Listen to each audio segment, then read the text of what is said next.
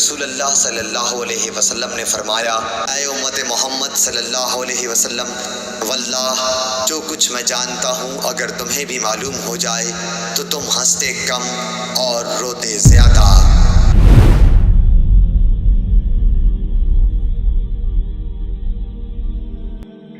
وَلَقَدْ ذَرَأْنَا لِجَهَنَّمَ كَثِيرًا مِنَ الْجِنِّ وَالْإِنسِ، اور بے شک جنوں اور انسانوں کی اکثریت ہم نے پیدا ہی دوزخ کے لیے کی ہے۔ وَلَقَدْ ذَرَأْنَا لِجَهَنَّمَ كَثِيرًا مِنَ الْجِنِّ وَالْإِنسِ، اور بے شک جنوں اور انسانوں کی اکثریت ہم نے پیدا ہی دوزخ کے لیے کی ہے۔ اللہم اجرنا من النار، آمین۔ لیکن یہ اللہ نے کوئی ظلم نہیں کیا، بلکہ اللہ تبارک و تعالیٰ نے اس کی ریزن بھی بتائی ہے۔ یہ اللہ کا ایکسپرٹ اوپینین ہے کہ یہ جو انسانیت اور جنات یہاں پہ آباد ہوئے ہیں، ان میں سے الٹیمیٹلی اکثریت دوزخ میں ہی جائے گی، بڑے کم لوگ ہوں گے جو جنت میں جانے میں کامیاب ہوں گے۔ جو سورۃ العصر میں بھی آیا، وَالْعَصْرِ إِنَّ الْإِنسَانَ لَفِي خُسْرٍ، زمانہ گواہ ہے اس بات پہ کہ ساری انسانیت گھاٹے میں ہے، سوائے ان لوگوں کے جو ایمان لے آئے، نیک اعمال کیے اور نیکی کی تلقین کرتے رہے اور صبر کی تلقین کرتے رہے۔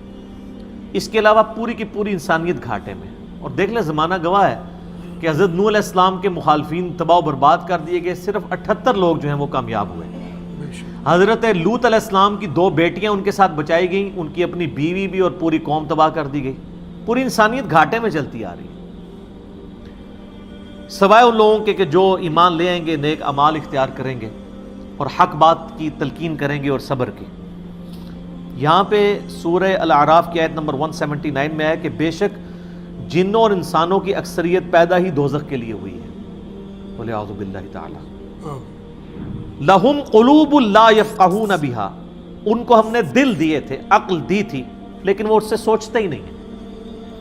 وَلَهُمْ أَعْيُنٌ لَا يُبْصِرُونَ بِهَا، ان کو ہم نے آنکھیں دی تھیں لیکن آنکھوں سے دیکھنے کا سا دیکھنا نہیں دیکھتے، عبرت نہیں پکڑتے۔ وَلَهُمْ آذَانٌ لَا يَسْمَعُونَ بِهَا، اور ان کو ہم نے کان دیے تھے لیکن سننے والا سننا سنتے ہی نہیں ہیں۔ أُولَئِكَ كَالْأَنْعَامِ بَلْ هُمْ أَضَلُّ، ایسے لوگ چوپایوں کی مانند ہیں بلکہ ان سے بھی بدتر ہیں، جو اپنی عقل، آنکھیں اور کان استعمال کر کے حق بات تک پہنچنے کی کوشش نہیں کرتے۔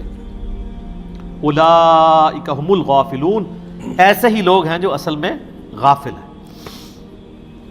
تو اللہ تعالیٰ نے یہ یعنی اس میں ایک غیبی خبر دے دی ہے کہ الٹیمیٹلی یہ ہونے والا ہے۔ مطلب کیا کہ اب جس نے تیاری کرنی ہے وہ خود تیاری کر لے۔ اس کو میں ایک مثال سے سمجھاتا ہوں کہ اس وقت تقریباً یہاں پہ 80 کے قریب لوگ بیٹھے ہیں، اور میں یہ کہوں کہ میں ایک گولی چلاؤں گا جس کو بھی لگ جائے، تو ہم میں سے کیا ہر شخص یہ سوچے گا کہ یار ایک ہی گولی ہے، 80 بندے ہیں، کسی اور کو ہی لگے گی، ضروری ہے مجھے ہی لگنی ہے؟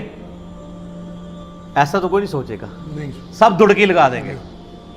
لیکن آخرت کا معاملہ کیا ہے؟ بخاری اور مسلم دونوں کی حدیث ہے، متفق علیہ، کہ آدم علیہ السلام کو حکم ہوگا کہ جنتیوں اور دوزخیوں کو الگ کرو۔ حضرت آدم علیہ السلام پوچھیں گے کہ اے اللہ کتنے جنتی اور کتنے دوزخی؟ تو اللہ تعالیٰ فرمائے گا ہر 1000 میں 999 دوزخی اور صرف 1 جنتی۔ تو یہاں اگر 1000 بندہ اور میں کہوں ایک گولی چلے گی، ہر بندہ بھاگنے کی کوشش کرے گا، لیکن آخرت کے بارے میں یہ حال ہے کہ ہر ایک بندہ یہ امید لگایا ہوا ہے کہ وہ جو ایک بچے گا نا وہ میں ہوں گا۔ اور ادھر 1000 بندے کے اوپر ایک گولی چلائی جائے تو 1000 کا 1000 سوچے گا جو ایک پھٹکے گا وہ میں ہوں گا۔ بالکل 180 ڈگری سوچ ہے۔ یا اس کو یوں سمجھے کہ میں کیونکہ ایک گولی چلاؤں گا 999 بچ جائیں گے، ایک کوئی لگے گی، کوئی نہیں کہے گا یار 999 بچنے ہیں تو چلو ایک میں بھی ان میں بچنے والوں میں ہوں گا، کہے نا کدھر میں ہی نہ پھنس جاؤں۔ اور آخرت میں تو معاملہ بالکل الٹ ہے۔ بہت کریٹیکل ایشو ہے۔ انسان کو اپنی آخرت کی فکر کرنی چاہیے، اللہ کو سیریس لینا چاہیے۔ جو لوگ دنیا میں اللہ کو سیریس لیتے ہیں وہی اپنی اصلاح کر لیتے ہیں، ورنہ اللہ تو بے پرواہ ہے۔ یقین کریں، پوری کی پوری انسانیت دوزخ میں چلی جائے اللہ کو کوئی پرواہ نہیں ہے، پوری کی پوری انسانیت جنت میں چلی جائے اللہ کو کوئی پرواہ نہیں ہے۔ اور یہ جو اکثر لوگ مثالیں دیتے ہیں کہ جی دیکھیں کوئی ماں اپنے بچے کو کیسے دوزخ میں پھینک سکتی ہے، تو اللہ تعالیٰ تو ماں سے بھی بڑھ کے محبت کرتا ہے، وہ کیسے پھینکے گا؟ بھائی اس لیے پھینکے گا کہ اللہ تعالیٰ کے وہ احساسات نہیں ہیں جو ایک ماں کے ہوتے ہیں. ماں تو اپنی نفسانی خواہش یا محبت کی وجہ سے مغلوب ہو جاتی ہے، لیکن اللہ مغلوب نہیں ہوتا. اللہ تعالیٰ کیا فرعون سے اس کی ماں سے بڑھ کے محبت کرتا ہے جو اس کا باغی ہے؟ یہ محبت تو ان لوگوں کے لیے جو اس کے تابع فرمان ہو. جو اللہ کے دشمن ہیں ان کے بارے میں تو اللہ تعالیٰ فرماتا ہے انا من المجرمین منتقمون، ہم مجرموں سے انتقام لے کے چھوڑیں گے. ان کے لیے یہ معاملہ نہیں ہے. ہمیں تو یہ بتایا گیا ہے اللہ تعالیٰ ایک بوڑھی نانی اماں ہے جس نے یہ ایک نعوذ باللہ ایک سسٹم چلایا ہوا ہے، اینڈ پہ سب کچھ چھوڑ دے گا.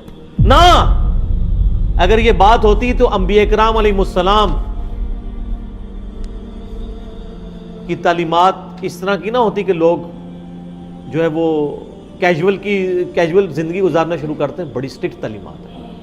جامعہ ترمذی میں حدیث ہے کہ سیدنا عثمان غنی رضی اللہ تعالیٰ عنہ علیہ السلام کے بارے میں آتا ہے کہ وہ جب کبھی قبرستان جاتے تو اتنا روتے کہ ان کی داڑھی آنسوؤں سے تر ہو جاتی. تو اصحاب پوچھتے کہ آپ کے سامنے جب جہنم کا ذکر ہوتا ہے آپ پہ اتنی خشیت طاری نہیں ہوتی، لیکن قبرستان میں قبر کے سامنے یہ معاملات آپ کے ساتھ کیوں ہوتے ہیں؟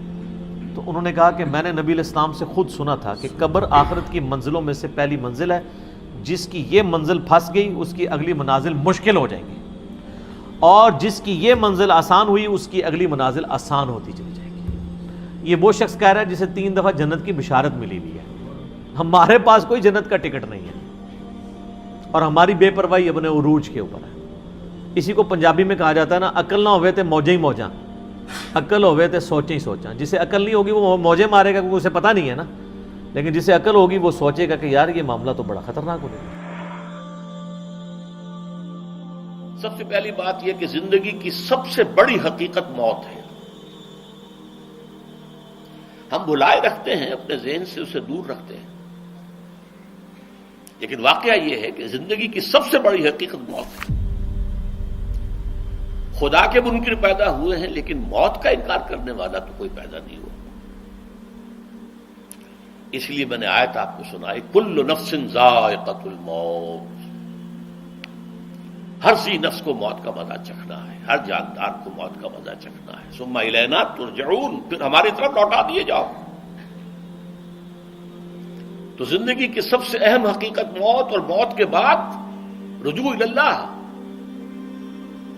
آخرت، یہ سب سے بڑی حقیقت ہے. ایک حقیقت سب مانتے ہیں، سب جانتے ہیں، دوسری حقیقت کے اوپر پردہ پڑا.